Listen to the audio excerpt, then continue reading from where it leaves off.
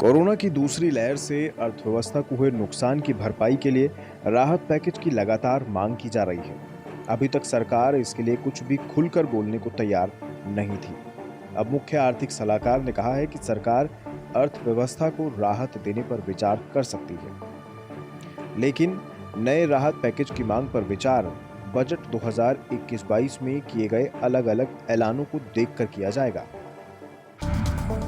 फिलहाल राहत पैकेज के तौर पर सरकार कितनी रियायत का ऐलान कर सकती है, इसका अनुमान आरबीआई और उद्योग संगठनों के सुझावों के आधार पर लगाया जा सकता है। कुछ उद्योग संगठनों का सुझाव है कि अर्थव्यवस्था को उभारने के लिए सरकार को 3 लाख करोड़ रुपए का प्रोत्साहन पैकेज देना चाहिए। वहीं आरबीआई के एक आकलन के मुताबिक दूसरी लहर से करीब 2 लाख करोड़ रुपए के उत्पादन का नुकसान हुआ है। मुख्य आर्थिक सलाहकार का मानना है कि इस बार का बजट कोरोना के साए में पेश किया गया था। इसमें पहले ही काफी राहत उपाय शामिल किए गए थे। ऐसे में सरकार इंफ्रास्ट्रक्चर पर खर्च बढ़ा सकती है। इससे निर्माण गतिविधियों में बढ़ोतरी होगी, जिससे असंगठित क्षेत्र में रोजगार पैदा होगा। सीईए के मुताबिक जनवरी-मार्च में सरकार का खर्च बढ़ने से निर्माण क्षेत्र में 15% का इजाफा हुआ है। सीईए के मुताबिक सरकार का सारा फोकस आर्थिक रिकवरी की रफ्तार को बढ़ाना है। सरकार ने जो कंस्ट्रक्शन और इंफ्रास्ट्रक्चर स्पेंडिंग जो निवेश है उसमें काफी तेजी लाया। चौथी तिमाही में हमने जब आर्थिक सर्वेक्षण जब रिलीज किया था उसमें भी दिखाया था कि जनवरी के महीने में, फरवरी के महीने में, दोनों में जो कैपिटल स्पेंडिंग है काफी बढ़ा।